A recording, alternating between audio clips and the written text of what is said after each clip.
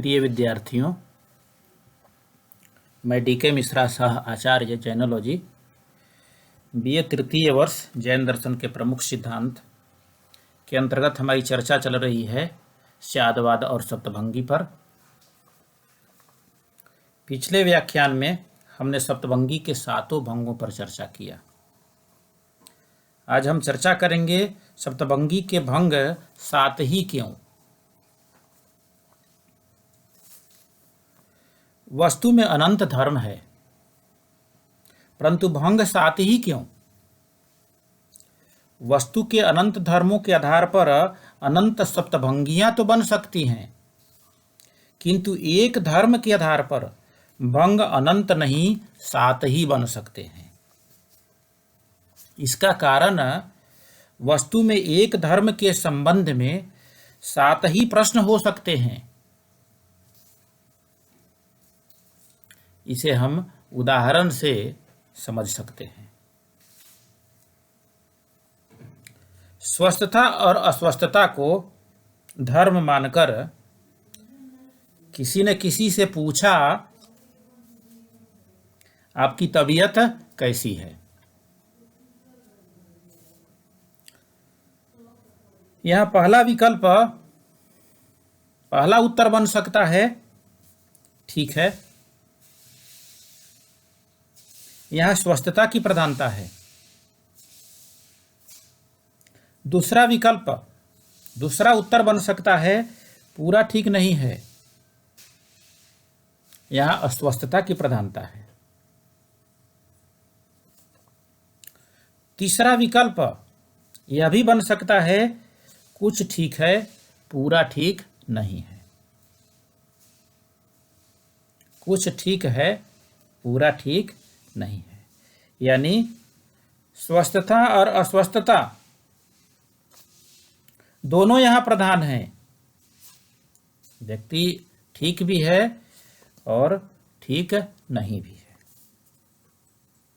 जब ये स्थिति बनती है, ठीक है भी और ठीक नहीं भी है, तो चौथा प्रकार सामने आता है, कुछ नहीं कह सकता। यानी तबीयत ठीक नहीं थी, अभी ठीक है, कब खराब हो जाएगी कुछ कह नहीं सकता। चौथा विकल्प कुछ नहीं कह सकता, अवक्तव्य वाली बात। चौथा जो भंग स्यात् अवक्तव्य, ये चौथी भंग की स्थिति बनती है। पांचवा विकल्प बनता है, अभी कुछ ठीक है, फिर भी कहा नहीं जा सकता।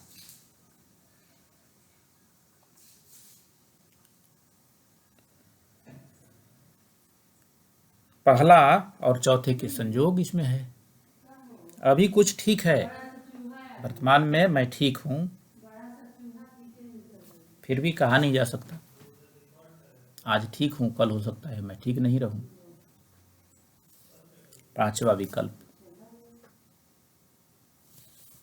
छठा विकल्प, अभी ठीक नहीं है, फिर भी आगे चल करके ठीक हो जाऊंगा। छठा विकल्प बन रहा है। अभी ठीक नहीं है, फिर भी कहा नहीं जा सकता, आगे चल करके मैं ठीक हो जाऊंगा।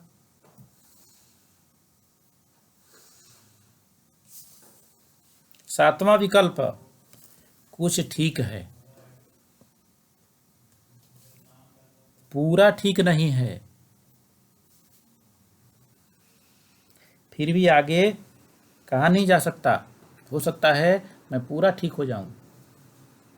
कुछ ठीक है, पूरा ठीक नहीं है, हो सकता है पूरा ठीक हो जाऊं या पूरा अठीक हो जाऊं। पूरी तबीयत ठीक हो जाए या पूरी तबीयत बिगड़ जाए, दोनों स्थिति बनती है। सातवां विकल्प। उत्तर देने वाली की विभिन्न मानसिक स्थितियां यहां प्रकट हो रही है। कभी स्वस्थता प्रमुख, अस्वस्थता गौण, और कभी अस्वस्थता प्रमुख, स्वस्थता गौण। कभी एक साथ दोनों प्रमुख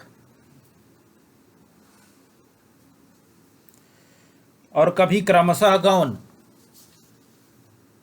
इस प्रकार भंग 7 ही हैं। प्रश्न 7 ही हो सकते हैं, जैसा कि हम 7 विकल्पों में देख लिए। इसमें प्रथम, द्वितीय और चतुर्थीय 3 ही मूल भंग हैं। स्यात् अस्ति, स्यात् नास्ति और स्यात् अवक्तव्य। ये मूल भंग 3 ही हैं। शेष 4 भंग संयोग से बनते हैं। प्रथम द्वितीय के संयोग से, प्रथम चतुर्थ के संयोग से, द्वितीय चतुर्थ के संयोग से, तृतीय चतुर्थ के संयोग से। इस तरह शेष जो 4 भंग बनते हैं वो संयोगी भंग हैं। मूल भंग 3 हैं। स्यात् अस्ति, स्यात् नास्ति और स्यात् अवक्तव्य। 7 भंग हैं, जैसा कि पहले हमने चर्चा किया है। स्यात् अस्ति, स्यात् नास्ति, स्यात् अस्ति, स्यात् नास्ति, स्यात् अवक्तव्य। स्यात् अस्ति, स्यात् अवक्तव्य, स्यात् नास्ति, स्यात् अवक्तव्य, स्यात् अस्ति, स्यात् नास्ति, स्यात् अवक्तव्य। यदि हम स्याद्वाद की उपादेयता, उपयोगिता पर विचार करते हैं तो हमें लगता है कि स्याद्वाद जैन दर्शन का अभेद्य किला है। उसमें प्रतिवादियों के मायामय गोले प्रवेश नहीं कर सकते। यह एक ऐसा सिद्धांत है,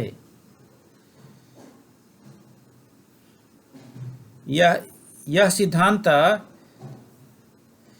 एक ऐसा समुद्र है जिसमें सारे वाद विलीन हो जाते हैं। आचार्य तुलसी ने कहा है कि स्याद्वाद जीवन के हर क्षेत्र में सफलता का माध्यम है। अपेक्षा है यह सिद्धांत जीवन दर्शन बने।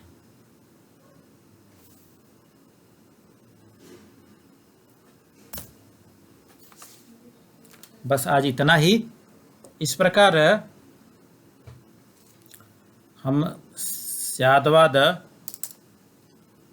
सप्तभंगी, अनेकांतवाद, इन सब टॉपिकों पर चर्चा कर चुके हैं। स्याद्वाद और सप्तभंगी का टॉपिक, चैप्टर आज पूरा हो गया। अगले व्याख्यान में हम नया चैप्टर स्टार्ट करेंगे, शुरू करेंगे जैन दर्शन में नयवाद।